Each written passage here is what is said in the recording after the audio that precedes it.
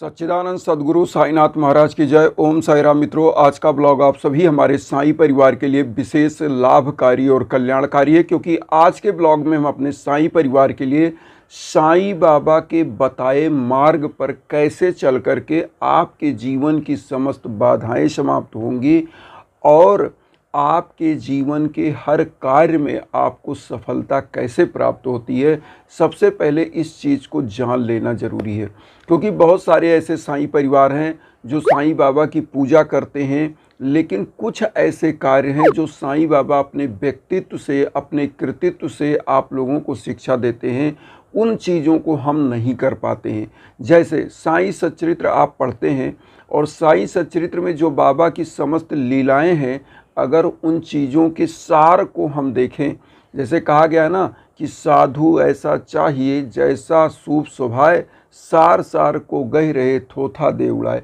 मतलब जो इस एक सज्जन व्यक्ति का कर्तव्य होता है, एक संत का कर्तव्य होता है, उसका काम क्या होता है। जो अच्छी बातें होती हैं उनको ग्रहण करना चाहिए, जो गलत चीज़ें हैं उनको निकाल देना चाहिए। तो यहाँ पर साईं सच्चरित्र में बाबा ने हर चीज़ अच्छी ही कहा है।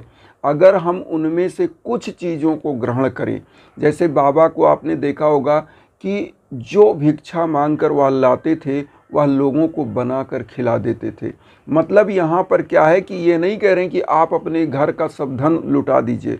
बाबा ये कहते हैं कि जो हम खा रहे हैं, अगर हमारे पास 4 रोटी है तो उसमें से आधी रोटी तो हम दान कर सकते हैं गरीबों को, जीव जंतुओं को, जो नीडी आदमी हो, मतलब जिसको आवश्यकता है उस चीज़ की, तो उसको दान किया जाना चाहिए। तो बाबा का यहाँ कहने का मतलब है कि आपके पास जो भी है, छोटा सा छोटा चीज़, कम से कम चीज़, आप मेरी पूजा सच्ची श्रद्धा और सबरी के साथ करिए और उस चीज़ का कुछ गरीबों, दीन दुखियों को दान करिए। तो ये चीज़ शिक्षा लेने की ज़रूरत है। बाबा ने कितने लोगों का कल्याण किया। हम ये नहीं कहते हम लोग बाबा ही हैं। हम क्या कर सकते हैं, हमारे पास अगर 4 पैसे हैं, कोई गरीब है, अगर वह बीमार है, किसी भी प्रकार से अपंग है या कोई भी दिक्कत है, तो हम उसकी मदद कर सकते हैं। यहाँ पर कहने का मकसद यह है कि हम अपने जीवन में उन प्रकृति की शिक्षाओं को ग्रहण कर सकते हैं जो बाबा भी ने दिया है आपको।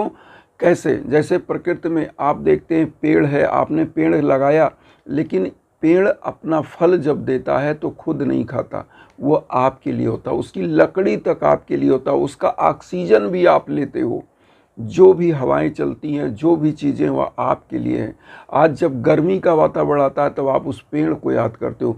इसी प्रकार से हमारे साईं इस कलयुग के एक ऐसे वृक्ष हैं जो आपके जीवन में सकारात्मक वायु का संचार, सकारात्मक ऊर्जा का संचार करते हैं, जो आपको प्राणदायिनी शक्ति की तरह महसूस होगी। तो आपको करना क्या है? देखिए, सबसे पहले आपको क्या करना चाहिए कि जब भी आप सुबह उठें, बिस्तर से उठने से पहले ही जैसे आँख खुले अपने प्रभु का ध्यान करिए। साईं बाबा का 11 वचन एक बार ज़रूर बोलें। साईं बाबा का 11 वचन अगर आप सुनेंगे, समझेंगे, तो बाबा ने उसमें सब कुछ कह दिया है। साईं बाबा का 11 वचन क्या है? जो शिरडी में आएगा आपत दूर भगाएगा, चढ़े समाधि की सीढ़ी पर, पैर तले दुख की पीढ़ी पर, त्याग शरीर चला जाऊंगा, भक्त हेतु दौड़ा आऊँगा, मन में रखना दृढ़ विश्वास, करे समाधि पूरी आस, मुझे सदा जीवित ही जानो, अनुभव करो सत्य पहचानो, मेरी सरल आ खाली जाए, हो तो कोई मुझे बताए, जैसा भाव रहा जिस जन का, वैसा रूप हुआ मेरे मन का, भार तुम्हारा मुझ पर होगा, वचन न मेरा झूठा होगा, असहायता लो भरपूर, जो मांगा हुआ नहीं है दूर, मुझ में लीन वचन मन काया, उसका ऋण ना कभी चुकाया, धन्य धन्य वह भक्त अनन्य, मेरी शरण तज ले नानन्य। तो ये बाबा का 11 वचन। बाबा ने कहा है कि जैसा भाव रहा जिस जन का, वैसा रूप हुआ मेरे मन का। जैसा भाव रख करके आप बाबा को याद करोगे, वैसा ही परिणाम, वैसा ही फल बाबा आपको देना शुरू कर देंगे। तो यहाँ पर करना क्या है कि सुबह उठिए, अपने प्रभु का स्मरण करके 11 वचन बोल करके आप फिर अपने दिन की शुरुआत करिए। आप उसके बाद नहा धोकर स्वच्छ वस्त्र धारण करिए, बाबा का जब पूजा करिए। तो पूजा में आपको करना क्या है, बाबा का साईं बावनी, साईं चालीसा, 11 वचन, आरती, ये सबसे इजी है। कितने भी बिजी हों तो 5 से 10 मिनट की यह पूजा है। आप डेली अपने आप को एनर्जाइज करने के लिए, अपने पूरे घर को एनर्जी देने के लिए आप इस पूजा को करें और बाबा का एक दीप जलाएं, थोड़ा सा भोग लगाएं। डेली के भोग में हम ये नहीं कहते कि मान लीजिए एक गरीब इंसान है, पूजा कर रहा है, जिसके पास कुछ नहीं है, तो थोड़ा सा जो भी उसके पास चीज़ें हैं, जो भी है, उसका भोग लगा सकते हैं। अगर आप थोड़ा सा व्यवस्था करते हैं, मिश्री, किशमिश, ड्राई फ्रूट का थोड़ा सा भोग लगाइए, पूरे परिवार को दीजिए। थोड़ा सा जल वहाँ रखिए, पूरे घर में छिड़किए और उसी जल का चरणामृत लोगों को दीजिए। और बाबा की श्रद्धा के साथ, सतत प्रयत्नशीलता के साथ डेली पूजा होनी चाहिए। डेली पूजा करने से क्या होता है, एक चीज़ तो आपके जीवन में सकारात्मक ऊर्जा आती है, पहला नंबर।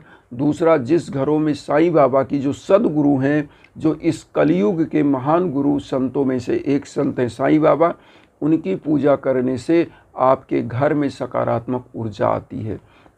यहाँ पर एक चीज़ और कहें, जब भी जीवन में आपके कष्ट आए तो आपको साईं सच्चरित्र का सप्ताह पारायण पाठ तो करना ही करना है, लेकिन कोशिश करना चाहिए कि अगर आपके पास सप्ताह पारायण नहीं करना, भाई संकट आएगा तभी आप पढ़ेंगे, ऐसा कुछ नहीं है। आप एक ही चैप्टर डेली पढ़िए, मैं तो यही करता हूँ, यही कहता भी हूँ कि आप कुछ नहीं, कोई संकट का ध्यान मत करिए कि संकट आए तब आप पढ़ेंगे। आप नॉर्मल समयों में समय समय पर साईं सच्चरित्र का सप्ताह पारायण पाठ करें, एक चैप्टर डेली भी पढ़ें और इससे भी आपको सकारात्मक ऊर्जा मिलती है। बाबा की लीलाएं आपके सम्मुख आती हैं और बाबा की जो आपके घर परिवार में जो दिक्कतें हैं उस पर बाबा की कृपा बनती है और बाबा निश्चित रूप से आपका कल्याण करते हैं। तो यहाँ पर एक चीज़ तो ये हो गया। अब यहाँ पर एक चीज़ और जानें, गुरुवार को आप क्या करें कि बाबा का जो सबसे प्रिय आहार है वह खिचड़ी है। आपके जीवन में कुछ भी दिक्कत है, आप उन कामनाओं के साथ बाबा के सम्मुख हाथ जोड़कर विनती करिए और पीला खिचड़ी, जो खिचड़ी होता है, उसको बनवाइए। किसी मंदिर के बाहर, साईं मंदिर के बाहर जाइए या घर पर अगर कुछ गरीब आते हैं तो उनको भोजन कराइए गुरुवार के दिन। और गुरु अगर आपकी कुंडली में भी मतलब ऐसे गलत जगहों पर प्लेस्ड है तो मैं बता रहा हूँ कि बाबा की कृपा से आपका गुरु भी समुन्नत होगा। और एक चीज़ कहावत है कि हर रूठे गुरु ठोर है और गुरु रूठे नहीं ठोर। मतलब अगर ईश्वर रूठ गया तो गुरु का शरण है और गुरु रूठ गया तो किसी का शरण नहीं है। तो इसलिए गुरु की कृपा प्राप्त करने के लिए इन चीज़ों को करते रहना चाहिए। यहाँ पर एक चीज़ और कहेंगे कि समय समय पर आप छोटे मोटे भंडारे का आयोजन करें, समय समय पर आप छोटे मोटे ऐसे आयोजन करें कि जो भी आप कमाते हैं उसमें से कुछ अंश दान के लिए निकालें और गरीबों, दीन दुखियों को दान करें। बाबा के बताए इस सद्मार्ग पर अगर आप चलते हैं तो निश्चित रूप से आपके जीवन से कष्ट दूर होता है, आपका जीवन सद्मार्ग पर होता है। तो इन्हीं भावनाओं के साथ एक चीज़ और कहेंगे कि जब भी जीवन में कष्ट आए, बाधाएं आए, तो यज्ञ याजन हवन के लिए हमारे इंस्टाग्राम पर आप संपर्क कर सकते हैं। हमारे लायक जो भी है, हम हमेशा आपकी मदद के लिए, हर संभव प्रयास के लिए तत्पर रहते हैं। और आप सभी लोगों से एक चीज़ कहेंगे कि वसुधैव कुटुंबकम की जो भावना हम लेकर चल रहे हैं उसमें आप सभी लोग चैनल को सब्सक्राइब करके आशीर्वाद दीजिए। उन साईं भक्तों तक वीडियो को जरूर शेयर करिए जो किन्हीं कारणों से कष्ट में, दुख में। इसी भावना के साथ ओम साई राम।